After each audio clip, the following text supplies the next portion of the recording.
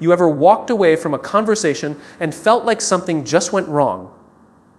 Not because of what you did, but because of what you said. The truth is, words are not just sounds. They are signals. They tell people who you are, what you value, and whether you can be trusted. And here's the part most people don't realize: it's not the big speeches that define us. It's the small, everyday sentences we use without thinking. A single careless phrase can break confidence, damage respect, or quietly push people away. So the question is not just how to speak better. The real question is, what should we stop saying altogether? Today, I'm going to share 5 things you should never say while talking. Because once you understand this, you don't just communicate better. You connect better. Words define your identity more than most people realize. Long before someone understands your skills, your background, or your intentions, they experience your words. The way you speak becomes a reflection of how you think, how you see the world, and how you see yourself. It's not just about vocabulary or accent. It's about the meaning behind the words you choose and the patterns you repeat every day without even noticing. Think about it for a moment. When someone constantly says things like, "I can't," "I'm not good at this," or "this is impossible," they are not just expressing a temporary feeling. They are shaping a perception. Over time, people begin to associate those words with that person's identity. They start to believe that this person lacks confidence, avoids challenges, or gives up easily. Even more importantly, the person themselves starts believing it too. The words used don't just describe your reality. They quietly create it. On the other hand, when someone speaks with clarity, purpose, and ownership, it changes everything. Saying, "I'll figure it out," "let me try," or "there's a way," sends a completely different signal. It tells people that this person is resilient, open-minded, and willing to grow. These are simple phrases, but they carry weight. They build an identity of someone who is dependable and forward-thinking, someone others can trust and respect. The powerful part is that this identity is not fixed. It is constantly being shaped in real time with every conversation you have. Whether you are talking to your friends, your family, your colleagues, or even to yourself, your words are reinforcing a version of who you are. And most of the time, this happens unconsciously. People don't sit down and decide what identity they are building with their language. They just repeat habits. They speak based on emotion, comfort, or environment without realizing the long-term effect. Another important aspect is consistency. One confident sentence does not define you, just like one negative statement does not destroy you. It's the repetition that matters. The phrases you use again and again become your signature. They become what people expect from you. If your language is full of doubt, hesitation, or negativity, that becomes your identity in the eyes of others. If your language reflects confidence, curiosity, and responsibility, that becomes your identity instead. And it's not about pretending to be someone you're not. It's about becoming aware of how your words align with who you want to be. If you want to be seen as strong, your language has to carry strength. If you want to be seen as positive, your words must reflect optimism. If you want to grow, your speech must allow space for growth. Small phrases often feel harmless, almost invisible in the moment, but they carry more weight than we tend to notice. Most people think communication is about big moments, presentations, speeches, important conversations, but the truth is, it's the small, everyday phrases that leave the deepest impression. These are the words we use casually, repeatedly, without thinking. And over time, they shape how others experience us. Consider how often people say things like, "I don't know," "whatever," or "it doesn't matter." On the surface, these phrases seem simple, even polite in some situations.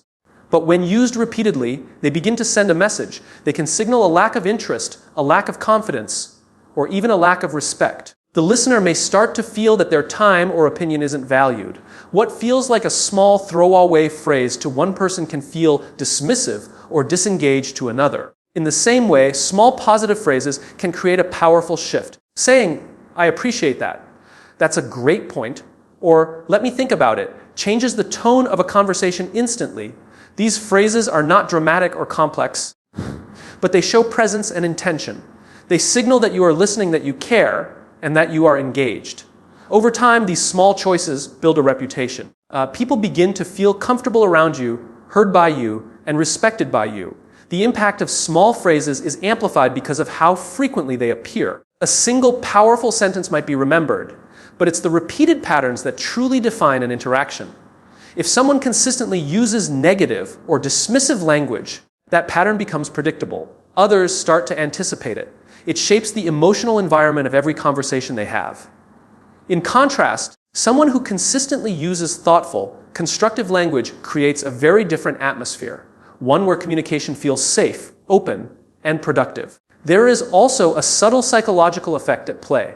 Small phrases influence not only how others perceive you, but how you perceive yourself. When you regularly say things like, "I'll try," "I can learn," or "let's find a solution," you reinforce a mindset of growth and possibility. Your brain begins to align with the language you use.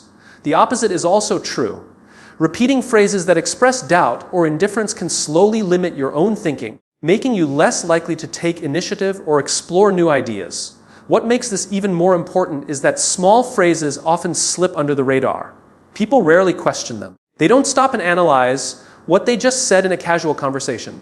Because of this, these phrases become habits. And habits, when repeated over time, shape identity, relationships, and outcomes in ways that are not immediately visible, but deeply impactful. Trust is not built in a single moment. It doesn't appear because of one impressive sentence or one confident conversation. It is created slowly, quietly, through consistent patterns in the way we communicate. And just as it is built over time, it can also be weakened or broken through the words we choose, often without us even realizing it. Every time you speak, you are sending signals. Not just about the information you are sharing, but about your intentions, your reliability, and your character. When your words are clear, honest, and aligned with your actions, people begin to feel a sense of safety around you. They start to believe that what you say can be trusted. This belief doesn't come from perfection. It comes from consistency. Saying what you mean and meaning what you say creates a foundation that others can rely on.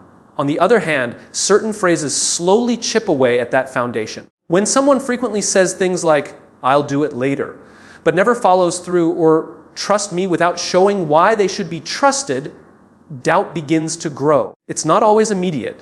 In fact, it's often subtle. But over time, people start to notice the gap between words and actions.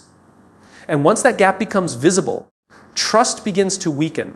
There are also moments where trust can be affected instantly. Words spoken in frustration, sarcasm, or carelessness can leave a lasting impression. A single dismissive comment can make someone feel undervalued. A careless promise can create disappointment. In these moments, it's not just the meaning of the words that matters, but the feeling behind them. People remember how you made them feel, and those feelings become part of how they define your reliability. Another important element is transparency. When people communicate openly, even about uncertainties or mistakes, it builds credibility. Saying, "I don't have the answer yet, but I'll find out," carries far more trust than pretending to know something you don't. It shows honesty and accountability. It tells others that they can rely on you to be real, not just right. This kind of language strengthens trust because it removes doubt and replaces it with clarity. Trust is also deeply connected to respect. The way you speak to others reflects how much you value them. Interrupting, dismissing opinions, or using harsh language can create distance, even if the intention was not negative. In contrast, listening carefully, responding thoughtfully, and choosing words that acknowledge the other person's perspective builds connection. It shows that the relationship matters, not just the conversation. Over time, these small interactions add up. Every word either reinforces trust or slowly erodes it. It becomes a pattern that others recognize, even if they cannot always explain it. They simply feel whether they can depend on you or not, whether your words carry weight or uncertainty, whether your communication creates confidence or hesitation. Confidence is often judged long before it is fully understood. People don't wait for you to prove your abilities or demonstrate your skills in detail. They listen to how you speak, and within seconds, they begin forming an impression. Your tone, your choice of words, your pauses, and even the way you structure your sentences all send signals about how confident you are. In many situations, confidence is not seen first, it is heard. When someone speaks with hesitation, using phrases like, "I think," maybe, or "I'm not sure," it can create uncertainty in the listener's mind. Even if the idea being shared is strong, the delivery weakens its impact. The listener begins to question not just the message, but the person delivering it. It creates a gap between the value of the idea and the perception of the speaker. This is why two people can say the exact same thing, yet one is taken seriously while the other is overlooked. On the other hand, confident communication is not about speaking loudly or aggressively. It is about clarity and ownership. Saying, "This is what I believe," or "Here's the solution I suggest," carries a different energy. It shows that you stand behind your words. It doesn't mean you are always right, but it shows that you trust your own thinking. That trust becomes contagious. When you believe in your words, others are more likely to believe in them too. There is also a rhythm to confident speech. People who sound confident tend to speak with intention. They pause when needed. They don't rush unnecessarily, and they allow their words to land. This creates space for the listener to absorb the message.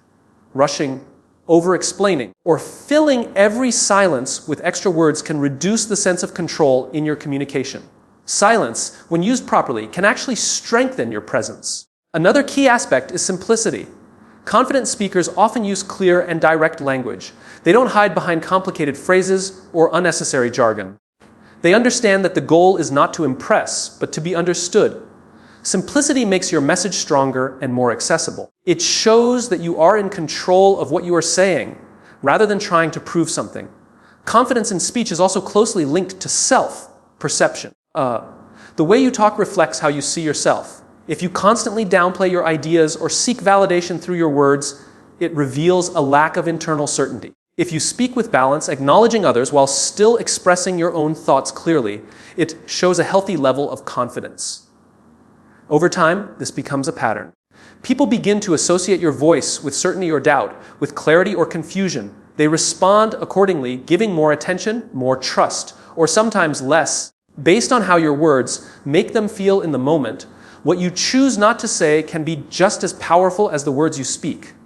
Most people focus on improving what they should say, adding more phrases, learning better vocabulary, trying to sound smarter or more confident. But very few pay attention to the language they need to eliminate. And often, it's not the absence of powerful words that holds someone back, it's the presence of the wrong ones. Certain phrases, even when used casually, can quietly damage how others perceive you. Words that carry negativity, blame, or insecurity tend to create distance in conversations.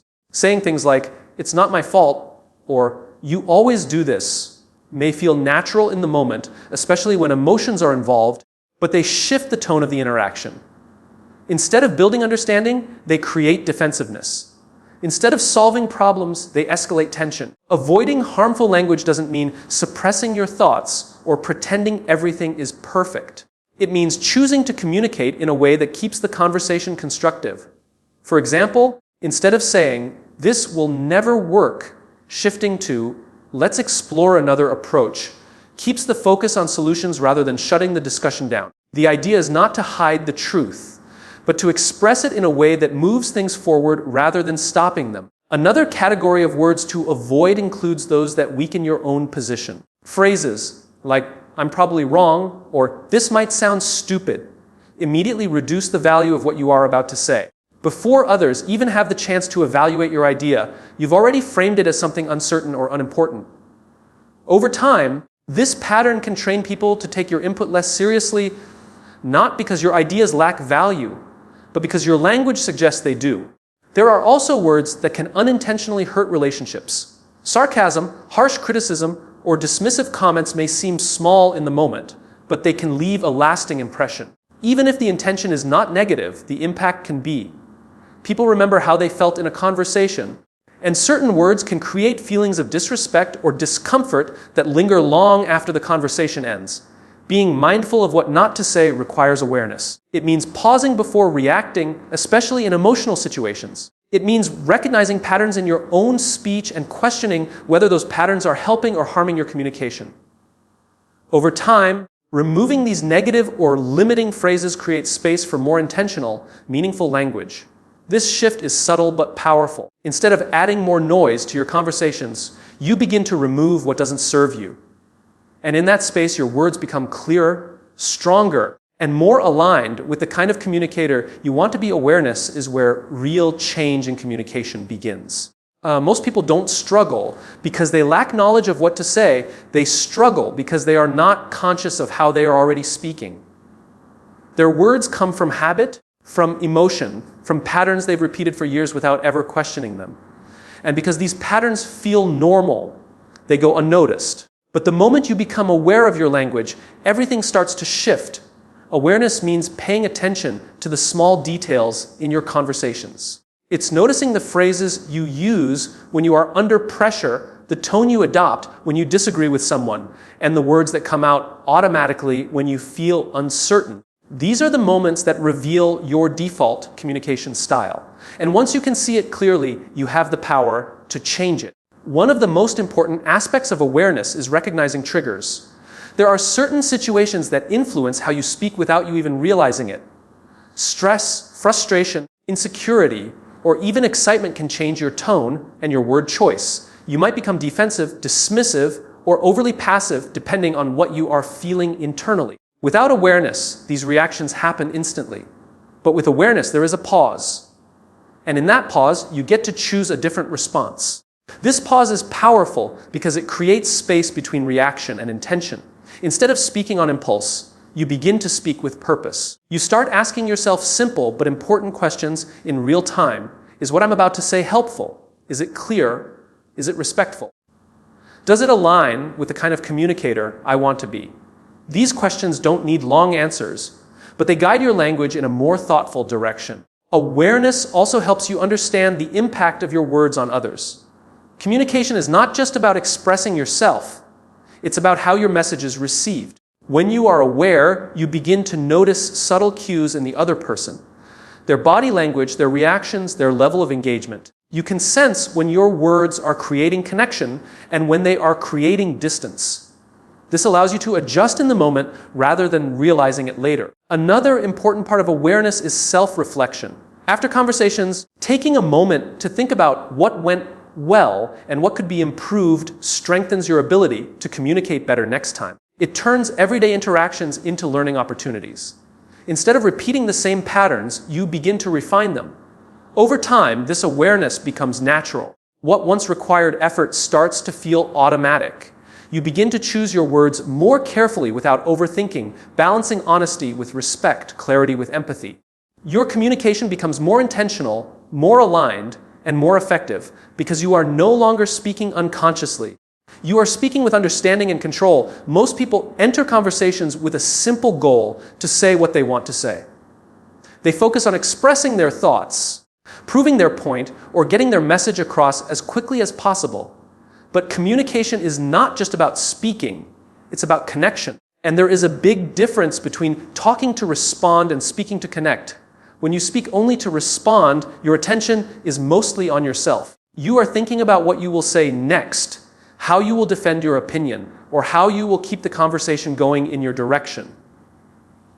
Even while the other person is talking, you are preparing your reply. This creates a disconnect. The conversation may continue on the surface, but there is very little real understanding happening underneath. Speaking to connect requires a shift in focus. Instead of trying to win the conversation, you try to understand it. You listen not just to the words, but to the meaning behind them.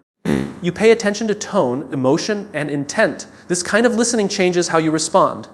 Your words become more thoughtful, more relevant, and more aligned with what the other person is actually trying to communicate. Connection also involves empathy. It's the ability to step into the other person's perspective, even if you don't fully agree with it. When your words acknowledge their point of view, it creates a sense of respect. Simple phrases like, "I understand what you're saying," or "that makes sense from your side," can make a big difference. They don't mean you are giving up your position. They mean you are valuing the relationship within the conversation. Another important element is intention. When your intention is to connect, your language naturally becomes more open and inclusive. Instead of using words that create division, you begin to use words that bring people closer. You ask questions, you invite opinions, and you create space for dialogue. This makes the conversation feel like a shared experience rather than a competition.